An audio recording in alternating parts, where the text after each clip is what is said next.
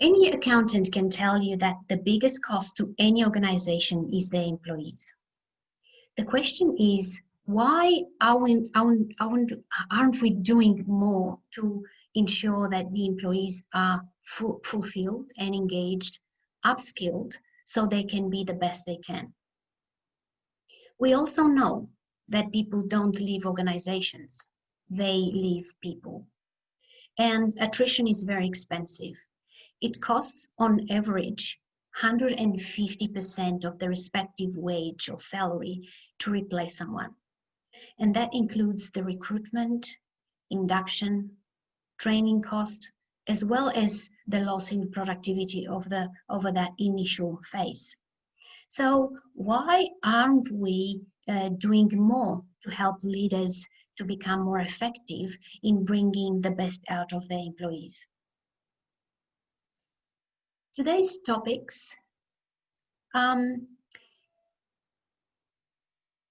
purpose of this webinar is exactly that, to bring you the tools that you can apply immediately to improve your employees' performance and engagement.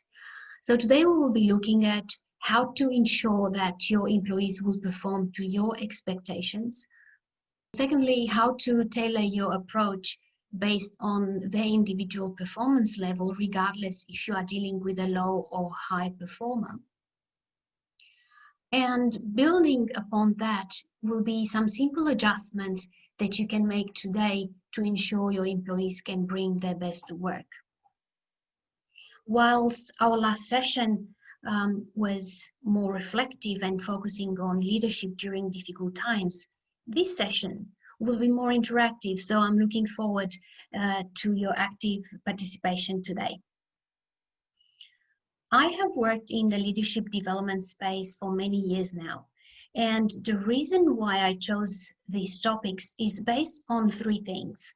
One is the feedback I have received from my clients and participants during this time. Secondly was my own observations on the biggest challenges that leaders and managers face. And thirdly, it's based on the learning and models that have reportedly brought the biggest value to my clients. If I would ask you now to make a cup of coffee, how would that cup of coffee look like? Could you please type that in the chat box? When I deliver the workshop in person, participants actually make a cup of coffee, but we are flexible and adaptive, and there is no reason why we can't still have a fun activity on Zoom today. So if you can please type in the chat box, how would that cup of coffee look like if I would ask you now to make a cup of coffee?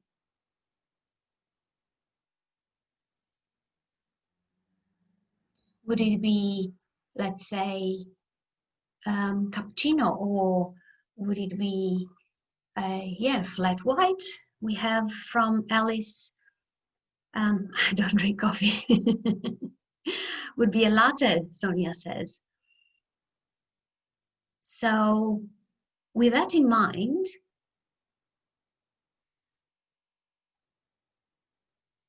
how would that cup of coffee would actually look like if I would give you these instructions? So as you can see, your cup of coffee would be totally different. This is the difference that effective delegation skills make. Another question for you. How many times someone delegated a task to you, you thought you understood what was required, only to find out at the end that the output of your work wasn't as expected? All because it wasn't communicated to you in a way in which it gave you the entire picture of what was required. Or perhaps you delegated a task to someone and they didn't execute to your satisfaction. So when it comes to delegating tasks, the mismatch in the expected outcomes stems from the assumption that the other party has the same information and understanding of our standards. Unfortunately, this is a very common assumption, and more than often we realize that this is not the case. I see it all the time, and I have been guilty of doing that too. Now, imagine that the output of the task delegated is not making a cup of coffee, but instead it's a piece of important communication with the community, or is a new program, is perhaps the rollout of new safety procedures that we see now in place everywhere, or is anything that has a big impact on many people and their work. I would just like to give you an example of the consequences of getting task assignments and delegation wrong. Last year, I was involved in a larger project for a client in the medical field. Now, when it comes to the medical industry, we really need to get things right. There has to be a very high degree of compliance. And the work I was doing was remediating issues stemming from task assignments going wrong due to lack of proper communication between individuals. This is how important delegation skills are. The issues are not isolated to a particular industry. Throughout my consulting work, I had engagements in a wide variety of industry, and I can tell you that these issues are across the board. It's what you do about it that's important. So now let's have a look at the model that will help us to delegate or assign tasks effectively.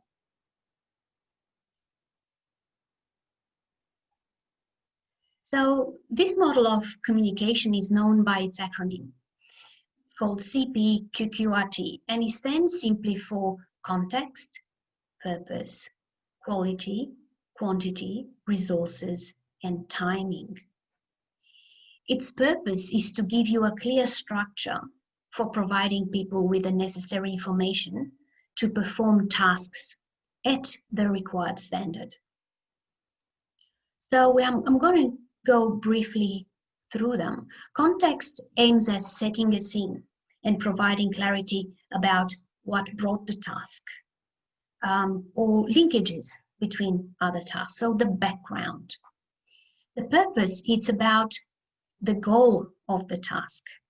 But this is not to be confused with the output of the task. Going back to our previous example, the purpose was not to make a cup of coffee, but the purpose was to serve coffee to the customer's liking.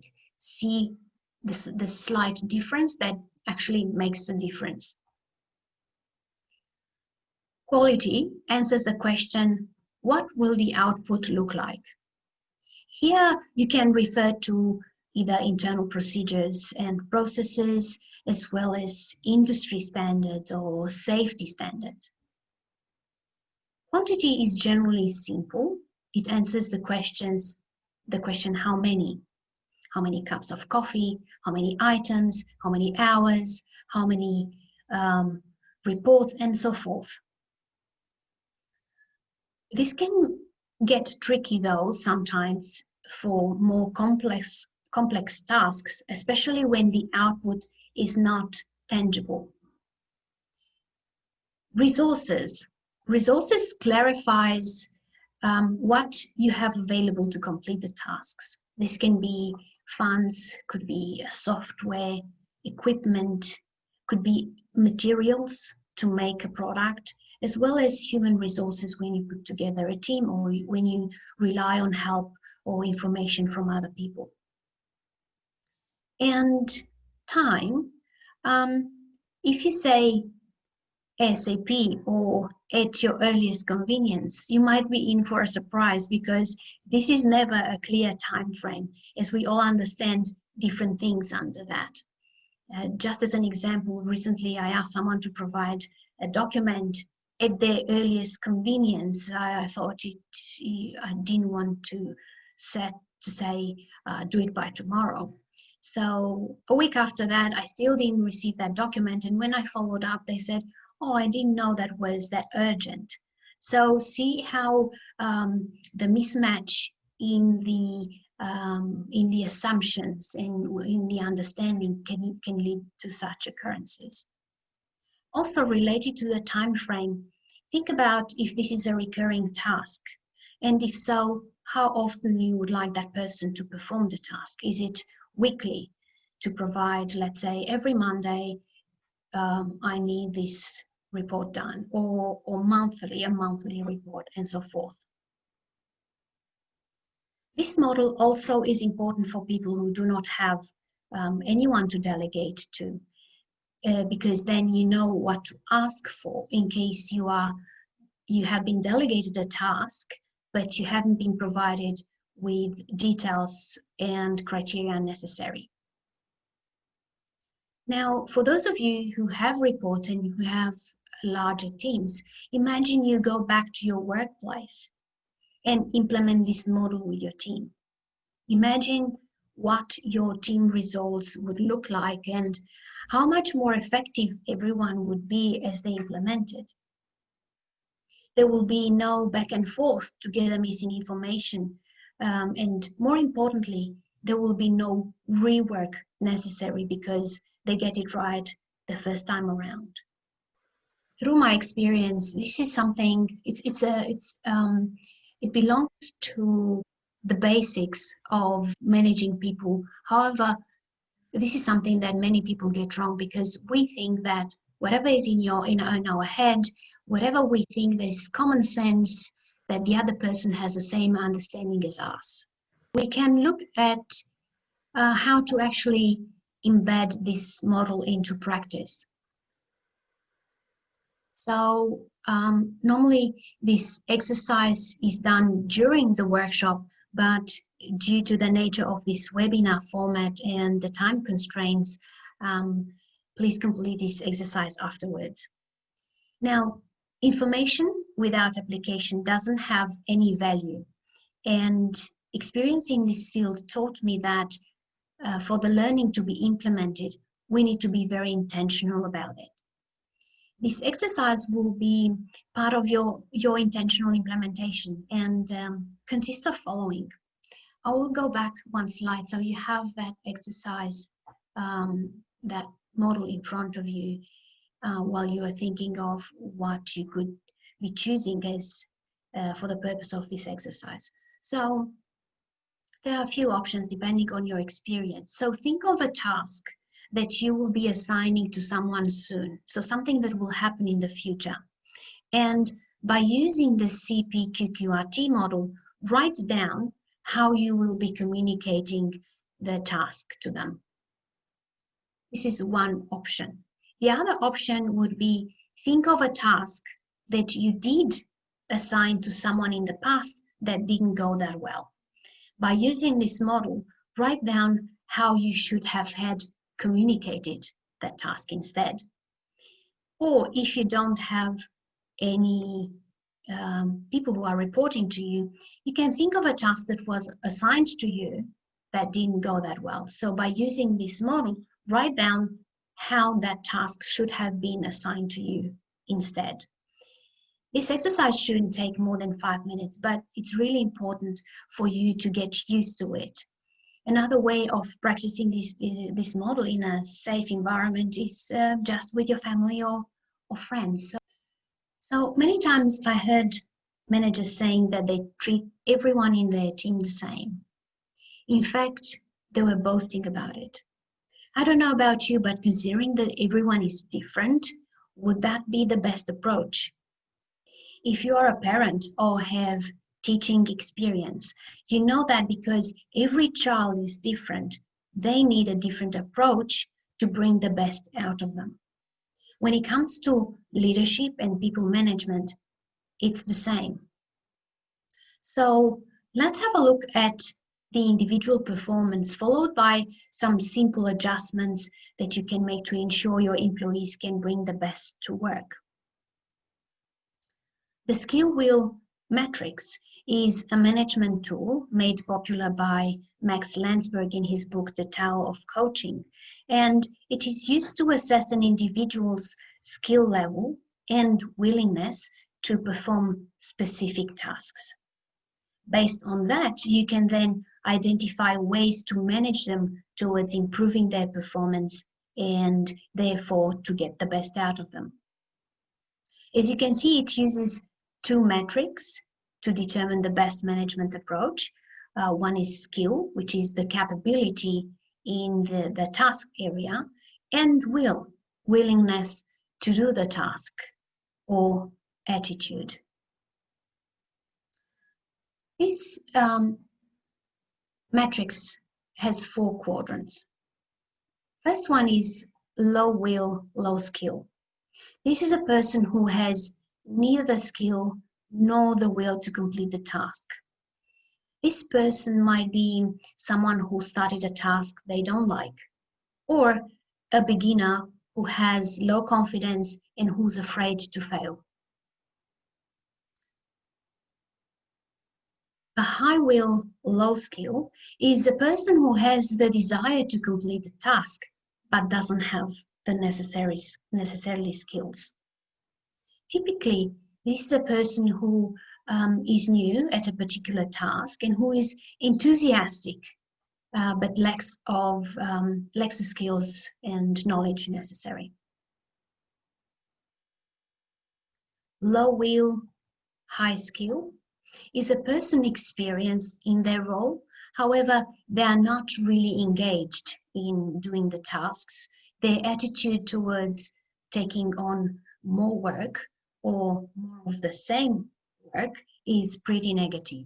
And high skill, high will is someone who's really capable, who can deliver the results on time and to the standards you need.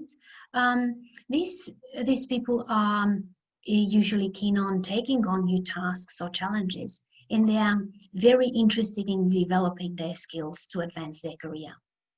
When we talk about, let's say, succession planning, these are the ones who we refer to as high potentials. However, the same person can be in different quadrants depending on the task, on the day perhaps, or on their mood. We all know that we are not our best self every single day. There might be tedious part of your work which you don't enjoy that much, for which you might be even overqualified. So when assessing your team members, you need to understand if this is situational or long-term. In a few minutes, we'll be looking at how to use this model also to self-assess and self-coach. So whether or not you have direct reports, you can use this model for yourself as well as to understand some of your team dynamics. So what I will be doing next is I will be looking at what's the best approach for each of these quadrants, followed by a bit more details into what each approach will look like. So low will, low skill will benefit from being directed. High will, high skill will benefit from being guided.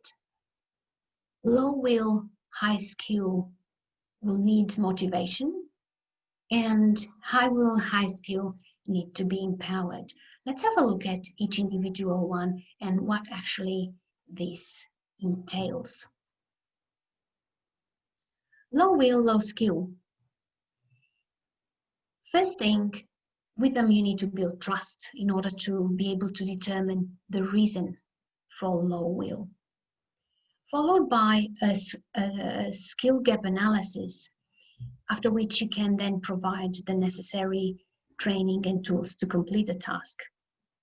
By coaching them, you will be able to develop their motivations as well. Also, they will benefit from setting clear expectations and to be provided with frequent feedback so they know whether or not they are on track. Sometimes it's also necessary to develop a performance management plan, but not in a punitive way, not as a disciplinary measure, but make sure that they understand that this is a support mechanism, that you are providing the support they need in order to improve their performance and their skills. Also, I mentioned praise and reward success. Everyone needs praise and needs their success to be rewarded. Take it as a reminder more than anything. Now, high will, low skill. This group is typically composed of people who are new to a particular task. Therefore, invest time early on building these skills in order to prevent the loss of motivation. You need to identify the skill gaps and, similarly to the previous one, to provide the necessary training and tools to complete the tasks. Also, clear expectations are needed in order for them to understand well what they need to do and how they are supposed to perform, what are their KPIs. Sometimes people with low skill level are afraid to make mistakes. So create a risk-free environment to allow for that learning and allow for them to make mistakes in a safe environment.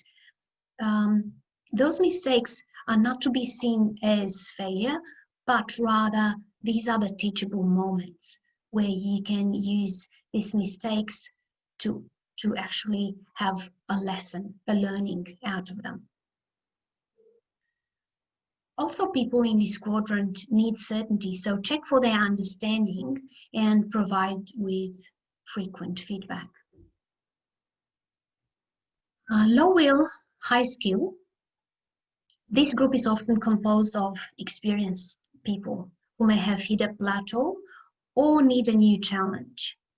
They have the skills and they have the ability, but they're not motivated. Many people in this group might have been motivated at some point in time, but over a period of time, they have lost that motivation.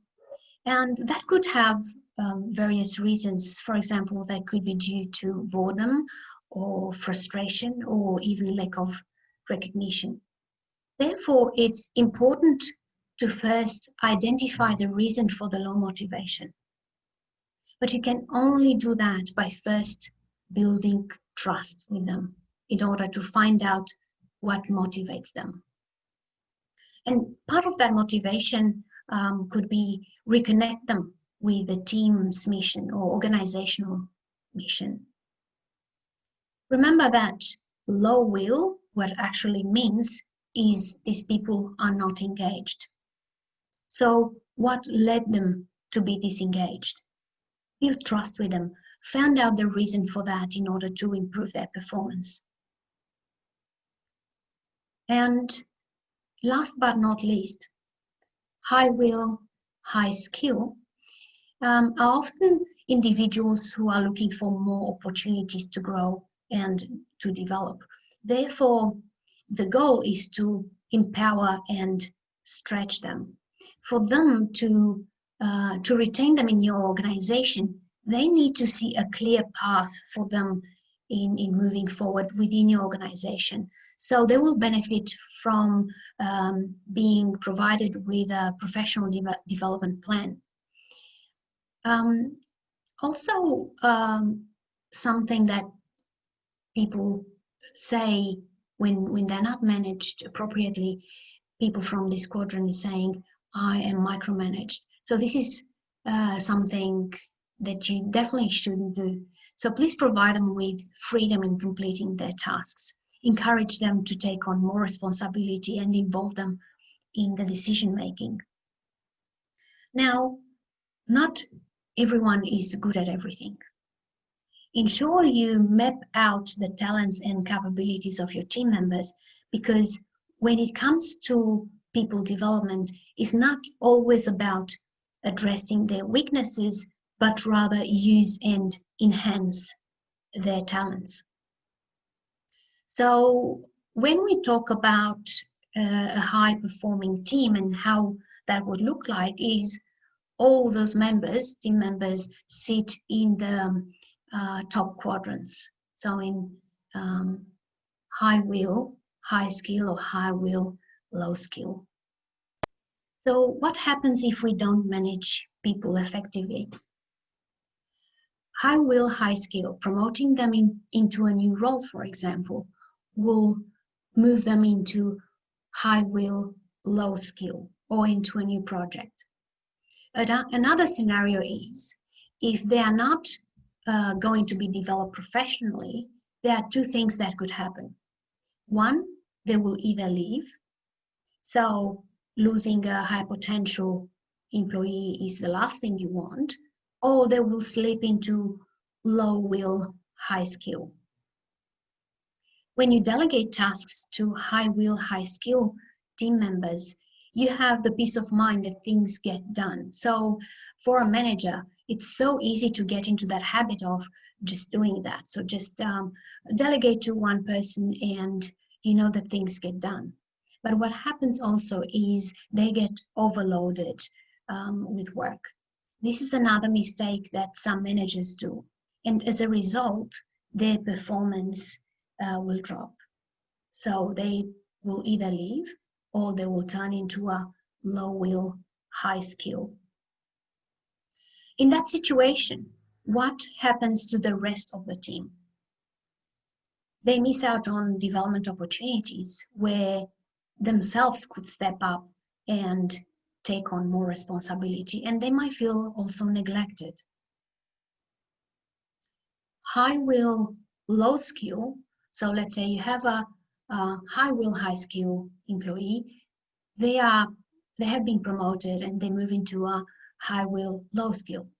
By managing and leading them effectively, as discussed before, they will turn again into high will, high skill. If you don't develop them and maintain that enthusiasm, they too will fall into a low will, low skill quadrant. As I mentioned before, low will, what it means is people are actually disengaged, and your role as a leader is to build trust with them, coach them, and find out the reason for their disengagement.